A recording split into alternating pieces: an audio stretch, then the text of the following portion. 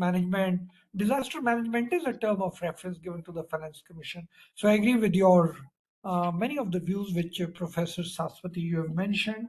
Let me now move on, just because we're running badly out of time, to Professor Bhagirathi Panda, please. Thank you, sir, for giving me this opportunity. It's wonderful to be here itself. I would just, I think, continue where Dr. Saswati and some of our panelists left.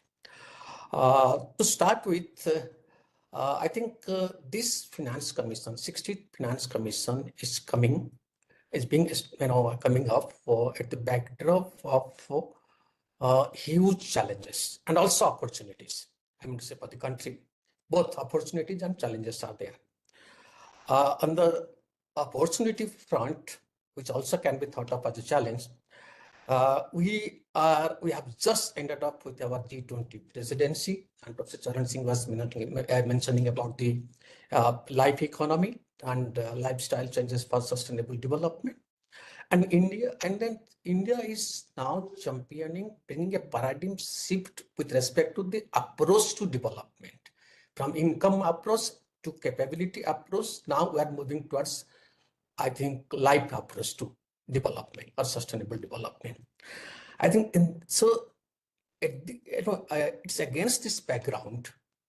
I think the Finance Commission cannot totally ignore this imperative. So in that context, the challenge is that how do we try to fine-tune the job of the Finance Commission in terms of devolution of resources to meet this very objective. I mean to say, promoting sustainable development through lifestyle approach. And this is our contribution to the whole world, if at all, and it gets through subsequently. That's why I don't think there would be much of change with respect to allocation towards climate change or meeting out to the needs of the climate change and forest and all that. But what could be done? Let me give the example of the northeastern states. When it comes to the sustainable, SDG index, 6 of the northeastern states, they rank below the national average. So only 2 states, that's Sikkim and I think Mizoram, they are above the national average. And again, out of the 15 parameters, there are 17, but then for this Northeast, 15 are relevant. So with respect to the 15 dimensions of SDG goals, I think in 11 goals, Assam is, I think, below the national average. In 10 goals, Meghalaya and Arunachal are below the national average. And particularly on some important dimensions like industry and innovation, all the northeastern states are below the national average. And when it comes to sustainable cities and communities, 7 of the northeastern states are below the national average. Similarly, when it comes to good health, I think 7 of the states of the Northeast are below the national average. So in that context, I think this has also an implication for Finance Commission in terms of devolution of resources or even grants to ensure both social sustainability and environmental sustainability. Sustainability is not all about, let's say, for example, only environmental sustainability. It's also equally important to ensure that there is social sustainability, and of course, economic sustainability definitely is there itself. Now, how do you ensure it? I mean to say, this is where the role of the Finance Commission assumes a lot of importance in terms of allocating more of resources towards health and education. I mean to say, this has to be factored in so that you ensure social sustainability. And that's where more of allocation specifically to these sectors, I think for the poorer states assumes importance. But then on the other hand, we are also becoming an emerging, we are an emerging economy. We are going to be a global leader. We are championing this sustainable life approach to sustainable development. And in that context comes the role of two things. Institutions, I think innovation and infrastructure, three things: infrastructure, innovations, and institutions. Now, institutions, of course, not in the building of appropriate enabling institutions, not fully in the domain of Finance Commission. But when it comes to infrastructure and innovations, the Finance Commission has to take a call on it, I think, for the whole country and also for the Northeast, for that matter. Now,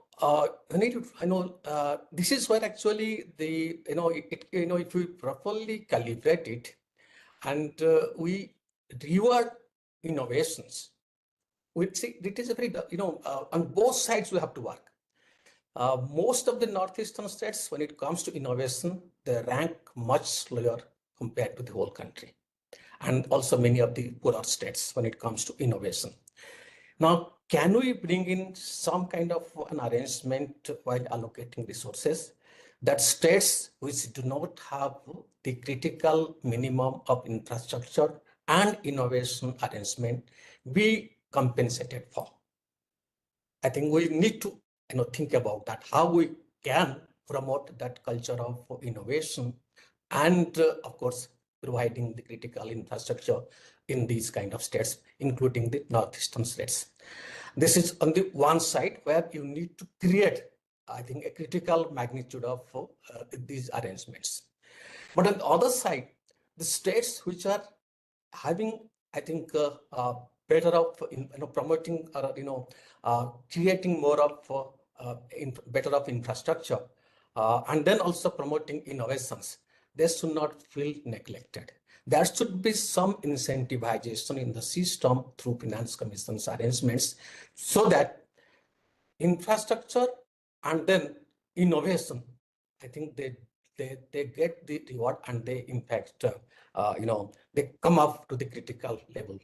And the whole, I think if you look at the world level, I think in the innovation index, I think we rank, we are not, of course it has improved over the years, but then it hasn't reached to the level of even smaller countries like South Korea, or even for that matter, Israel.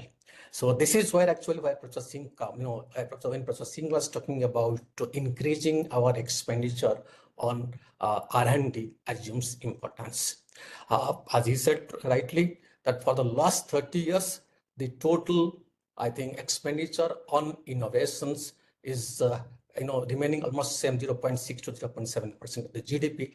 That needs to be at least, I think, increased more than 1% at least. Of course, 2% will be a nice kind of a figure.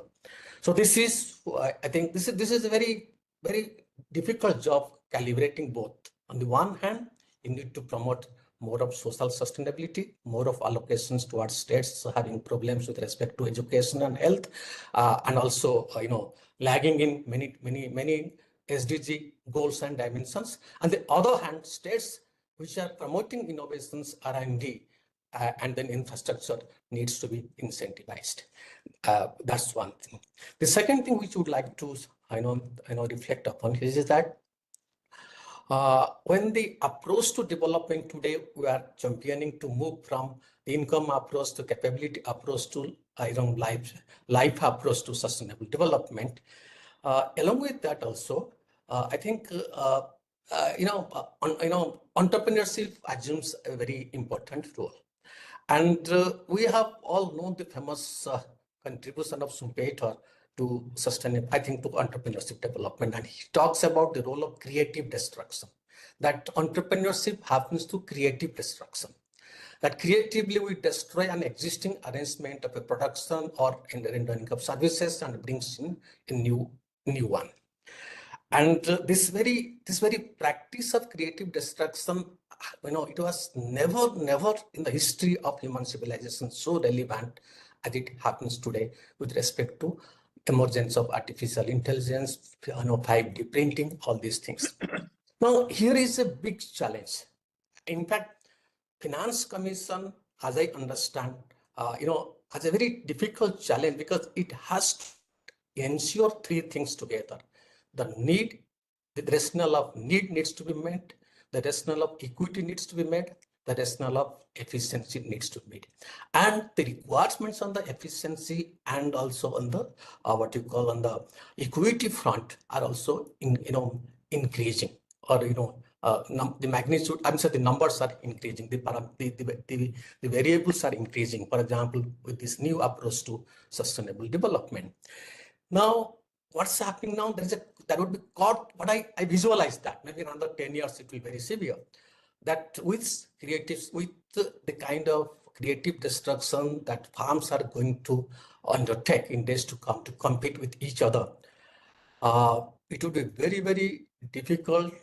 I know it may go against the very objective of sustainable development. The ethic dimension assumes more important. So that's why we need to, I think we need to now champion, we need to come out of this creative destruction is required, but that creative destruction needs to be sustainable. It should come with a caveat of ethics and then sustainability. Now, here comes the role of Finance Commission. Can the Finance Commission think about it in terms of preparing some kind of indicators which can, I think, which can give some kind of a direction, as Professor Charan Singh was telling, that Finance Commission is all about is also about giving a direction.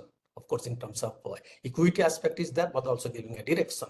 Here comes the role of direction. Can the Finance Commission fine-tune its allocation arrangement to see that sustainable creative destruction in the path of development gets encouraged? That's, I think, one thing I would just like to, I think, reflect upon here. And lastly, again, let me go back to the northeastern states, where we're talking about devolution of resources to the local bodies. And many of the northeastern states, out of the 8 northeastern states, 7 of the northeastern states are mostly hilly states. What's happening there itself? Again, I think we need to take care of that also in terms of Finance Commission's arrangement. The forest is gradually declining in the northeast. Now, if we, I agree with, I think when Professor A.K. Singh was telling about, I think the UP's problem because of giving much of emphasis on the forest cover, I think his argument is very valid. But that's why actually, I think we need to do something for the northeastern states, because forests are global goods. I think, so if we do not preserve them, I think in terms of incentivization and other government policies, I think the whole country has to give a price for that in days to come in terms of sustainable development. So we need to be careful about that also. But then the problem with northeastern states is that when it comes to devolution of the resources, the states themselves always want a lion's share from the center on some condition, this condition, that condition. But then they themselves are not ready to share resources, go for devolution to the, I think, the local bodies. I think, for example, many of the northeastern states have autonomous district councils, ADCs. And now, as I think for the last couple of years, the ADCs also are being directly funded by the Finance Commission through its own arrangement. But here is a problem, basic problem in the northeastern states, what I have observed, that the element of rent seeking is comparatively higher in the northeast in its developmental arrangement and practice.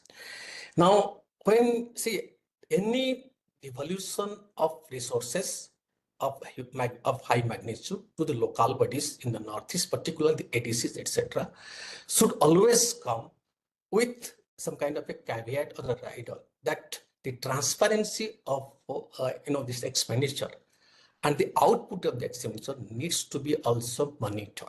So as it exists now, there is no mechanism, no appropriate mechanism to monitor that. And that's why we have seen a lot of rent seeking happening there itself.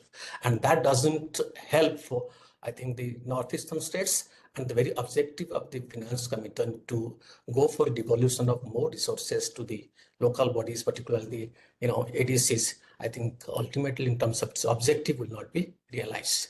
So finally, let me end it off here itself that Finance Commission, the 16th Finance Commission is coming up at a time when it's no more simply has to think about the Indian economy. It has also to think of, in addition to our economy, it also has to think about the new role that, government of India or India is going to take up at the global level, giving a direction to the development practice at the world level. And so in that context, actually, I think this finance commission is going to have very, very challenging role. And the calibration is the ultimate mantra.